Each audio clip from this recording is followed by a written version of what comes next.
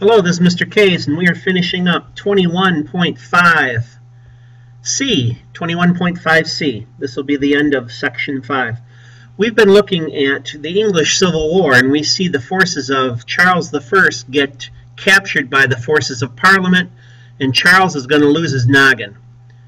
Monarchy is done away with, and Oliver Cromwell institutes a republican form of government and rule. But it's a harsh rule.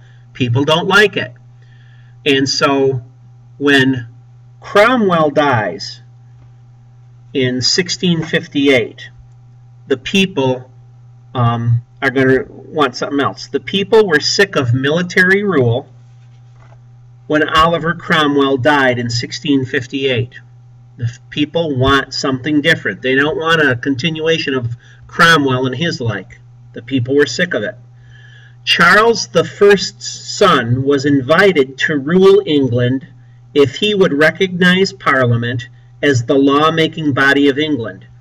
Charles I is dead, but his son was allowed to come on the throne. His name was Charles II. If he recognized Parliament as the law-making body of England. Now, because he restored the monarchy, the period of his rule was called the Restoration. Because he restored the monarchy, Charles II's rule was called the Restoration. That should probably be highlighted in red. R-E-S-T-O-R-A-T-I-O-N, Restoration. During Charles II's reign, Parliament passed an important guarantee of freedom known as habeas corpus. Habeas corpus. During Charles II's reign, Parliament passed an important guarantee to freedom called habeas corpus. Habeas corpus means produce the body for trial. Produce the body for trial. It's Latin. It guarantees that people weren't thrown into prison and never had a trial date. They were guaranteed that. So, in 1679, this law gave every prisoner the right to obtain a writ, W-R-I-T, ordering to be brought before a judge.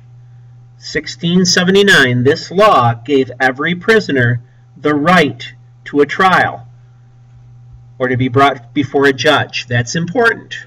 That's a freedom for people.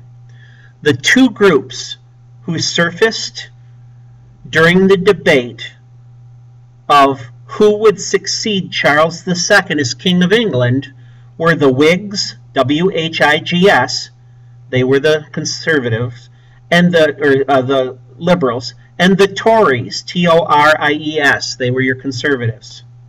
So political parties are going to form in England, just like they do in the United States. In 1685, Charles II died, and James II became king. Now we got a problem here. James II is a Catholic. In a Protestant England, that's not going to work well. So when Charles died, James II became king. That's his son. Now, the Glorious Revolution. What is this? Charles II flaunted his Catholicism. He tried to strengthen Catholicism in England and had a potential heir to continue Catholicism. That's not going to play well. Parliament is going to threaten to capture him, so he leaves the throne. He runs away. And Parliament is going to invite Charles' oldest daughter, Mary, to overthrow him and rule.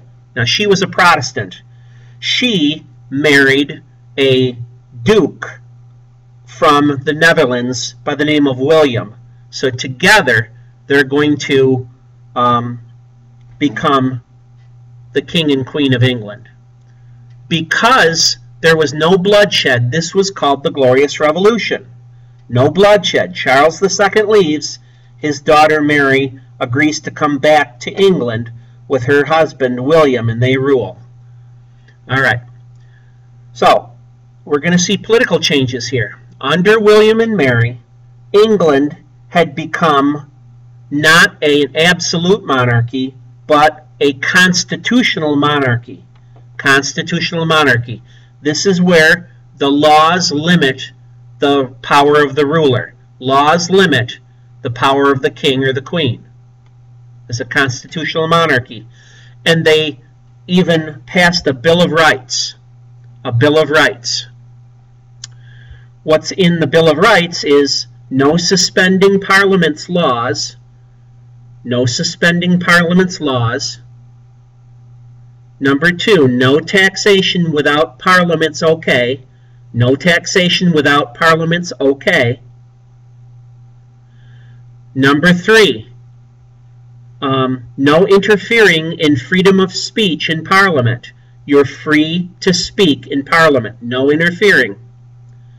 And number 4, no penalty for petitioning the king over grievances. No penalty for petitioning the king over grievances. This gave the common man, as well as the nobles, greater power over the king. We see a cabinet system developing. What's a cabinet? It's set up as a link between Parliament and the monarchy. A link between Parliament and the monarchy. And this becomes the center of power. The center of power, the cabinet system. After 1688, no king or queen could rule without the consent of Parliament. No British king or queen could rule without the consent of Parliament. So Parliament's really taking a greater power even over the king. Under the cabinet system, the leader of the majority party in Parliament heads the cabinet. The leader of the majority party in Parliament heads the cabinet. And he is called Prime Minister. Prime Minister. From then on, we see a shift from power of the king to power of Parliament. And the Prime Minister really today is the holder of the power with Parliament. The majority leader of the majority party in Parliament heads the cabinet. Well, this is Mr. K's, and this has been a bloody good day. Off you go. Bye-bye. 21.5C.